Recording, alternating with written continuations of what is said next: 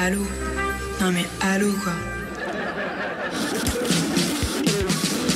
Et à chaque émission, il nous surprend toujours plus avec des scoops incroyables. Mesdames et messieurs, vous l'attendez tous, le reporter People que tout le monde nous envie est là. À toi de jouer Fred, on veut tout savoir. Eh oui les gars, alors on est déjà vendredi, quelle semaine People mes amis, vous avez vu ça? Côté médias, c'est le grand merdier, pardon, le grand mercato. Yves Calvi renonce à C'est dans l'air sur France 5 pour LCI, André Manoukian annonce la fin de Nouvelle Star, et en début de semaine, l'électrochoc Yann Barthès qui quitte qui est le grand journal de Canal+ pour TF1. Et côté télé-réalité, on n'est pas en reste, que du lourd. Diane regrette de ne pas s'être livrée avec le Bachelor 3. Les aventuriers de la tribu blanche changent d'île dans Koh-Lanta. Wow. Nabila, qui a déjà écoulé 20 000 exemplaires de son livre, poste une photo super sexy sur Instagram. Et pour finir, ouvrez bien vos oreilles, Kim, qui est tout simplement interdit de petites culottes dans les ch'tis versus les Marseillais. Et là, je vois que vous bronchez pas plus que ça. Je suis quand même déçu. Là, l'histoire de la culotte de Kim, c'est quand même de l'info de l'année dernière. Je voulais voir si vous suiviez un petit peu. Donc, personne n'a relevé, j'ai bien compris. Donc, ok, vous n'êtes pas très humeur potin, donc je vais prendre un sujet un petit peu plus sérieux et je vais vous parler d'Angelina Jolie. Wow. Angelina Jolie, oh pardon, j'avais Kim sans culotte. J'ai oublié, voilà. Angelina Jolie, tout le monde sait, c'est celle qui a affolé tout Hollywood dans les années 90 avec ses yeux en amande, ses lèvres pulpeuses et sa poitrine généreuse. Et grâce à tous ses atouts, elle a incarné entre autres Lara Croft dans le film Tomb Raider. Alors elle est actrice, réalisatrice, femme du sex symbole Brad Pitt, maman de 6 enfants. 3 ont été adoptés, mais quand même.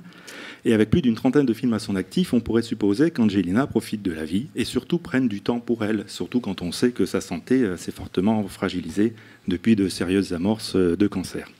Eh bien, c'est sans compter sur ses sensibilités et son besoin d'aider les autres. Elle s'est énormément investie dans la lutte contre le cancer, en choisissant de médiatiser sa lutte préventive. Elle a su faire passer un message et son courageux combat a porté ses fruits dans les mentalités. En plus de ça, elle œuvre depuis de nombreuses années comme émissaire de l'Agence des Nations Unies pour les réfugiés.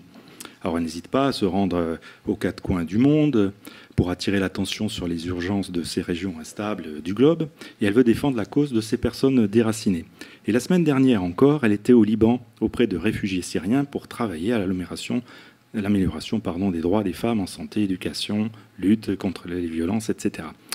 Alors rappelez-vous, combien de personnalités s'étaient engagées il y a quelque temps à accueillir ou à aider des réfugiés et je me demande combien ont réellement agi. Alors voilà une star, toujours plus engagée dans la cause humanitaire par des actions, et qui essaye de se servir de sa notoriété à bon escient. Les people, on les aime aussi pour ça, et ça méritait juste d'être souligné. Alors Fred, j'ai entendu que tu allais nous parler de Clash, c'est les The Clash, c'est ça?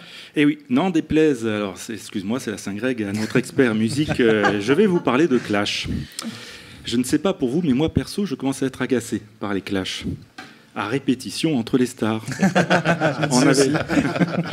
On n'avait pas tout ça avant. Maintenant, je balance une vanne sur un plateau télé. Dans les 2 secondes, j'ai un message d'insulte sur mon mur Facebook. Je riposte ensuite par un tweet et on m'envoie des pics sur Instagram à coups de photos, de hashtags insultants. Snapchat. Sur Snapchat. Oui, exact. Alors, oui, oula, ça défile, oula, les clashs et tout, bon.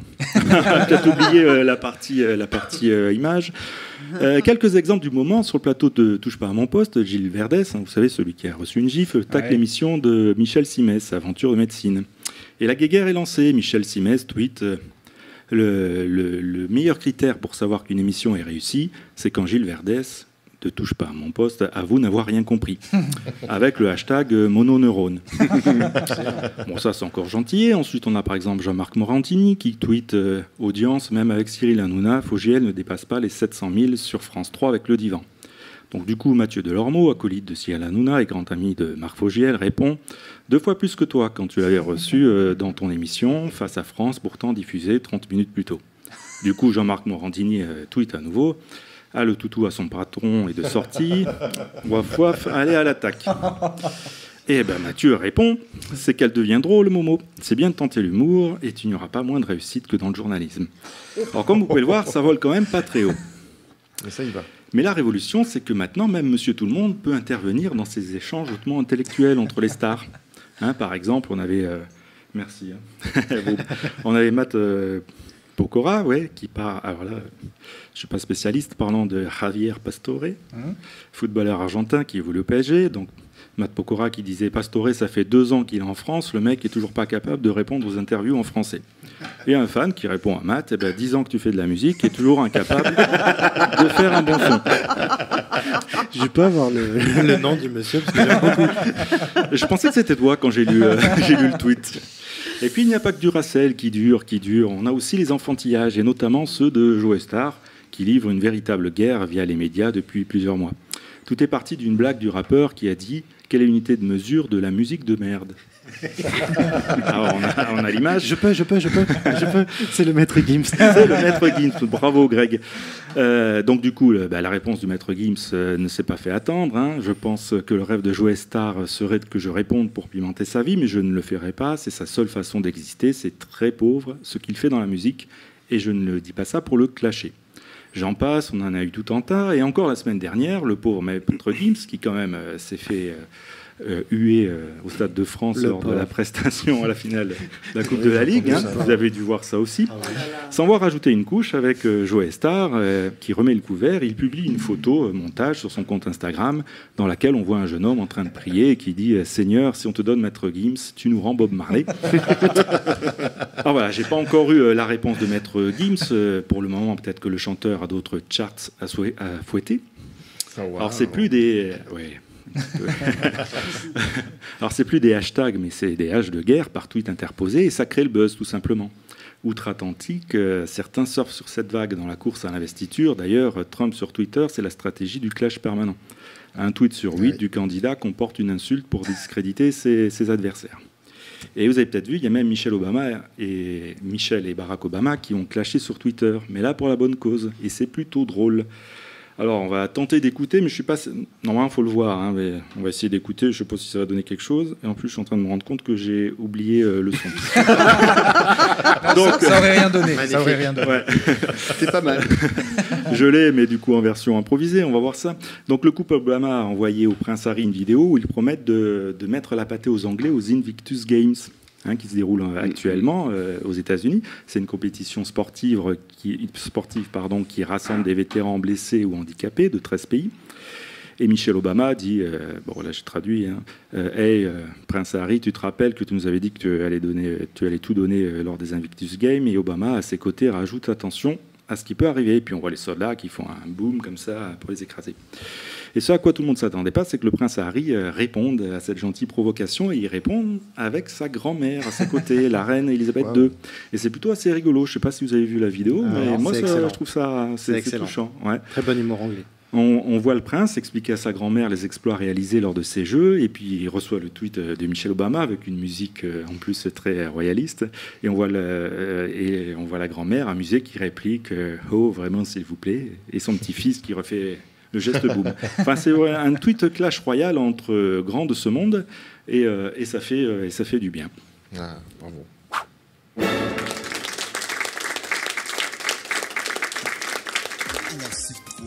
coup de cœur. Un coup de cœur. Un quiz. Alors ce sera un petit quiz de petites questions, toutes gentillettes, et c'est Sandra, une fidèle de l'émission, qui va vous poser les questions. Alors vous êtes prêts? On passe à la première. On est prêts, allons-y. Oui. Pourquoi la gare de Frétin, près de Calais, était dimanche matin the place to be? Alors est-ce que vous avez entendu ça? C'était dimanche. Ouais, un train qui est resté à l'arrêt et une célébrité qui est restée dans la gare pendant 1 heure. Exact, c'était qui comme célébrité? Johnny Depp. Ouais, voilà. Et oui, donc toutes les stars ne voyagent pas forcément en jet privé, effectivement. Donc l'Eurostar a une panne d'électricité. Ouais. Ah pardon, excuse-moi. Une petite panne, et effectivement le train a dû stopper, et puis parmi les passagers on avait Johnny Depp, donc il s'est gentiment prêté à toutes les photos, selfies avec l'équipe et tout. Donc ça peut être sympa. Ouais. Comme quoi les stars ne voyagent pas toutes en jet privé, comme je disais, et pourquoi moi c'est Michou avec qui je me suis retrouvé bloqué dans un train. Alors deuxième petite question, People Sport, comme notre expert Caro, à qui je fais de gros poutous, nous a lâchement abandonné aujourd'hui. Et un petit quiz, toujours avec la voix suave de Sandra. qu'a mis en jeu l'OM pour attirer du monde dans le stade Vélodrome pour sa rencontre face aux Canaries nantais? Alors, est-ce que vous avez entendu ça, l'OM qui met des cadeaux en jeu pour attirer les gens au stade Vélodrome? Non. Mettre des t-shirts du PSG ou un truc comme ça. Non. Non, c'est peut-être plus fort que ça encore. En tout cas, pour la rencontre Nantes, ça valait le coup de les Canaries, se déplacer. Les vrais Canaries, mais je me rappelle plus. Tu devrais le savoir. Mais je me rappelle plus. Ouais. Non, Je l'ai su. Longocha. Allez, Langocha. Eh bien, une guitare dédicacée par Julie Zenati. Alors, si ça donne pas envie, quand même. Coco, tu touches pas à Julie. Tu touches pas à Julie, s'il te plaît, ok? Alors, je ne sais pas s'il y a un palmarès des idées les plus loufoques. Hein. Je n'ai absolument rien contre Julie Zenati, Greg. Alors, en fait, Mais quand même. je l'ai vu passer cette photo, mais je croyais que c'était une blague. Non, c'était pas une blague. D'accord. Attirer des gens au stade en proposant une guitare dédicacée par une personne qui n'est pas franchement reconnue pour être guitariste, moi je dis bof. Il ferait mieux d'investir dans des joueurs de foot pour attirer avec de bons matchs. Voilà. Elle aurait pu signer un ballon, quoi, c'était mieux.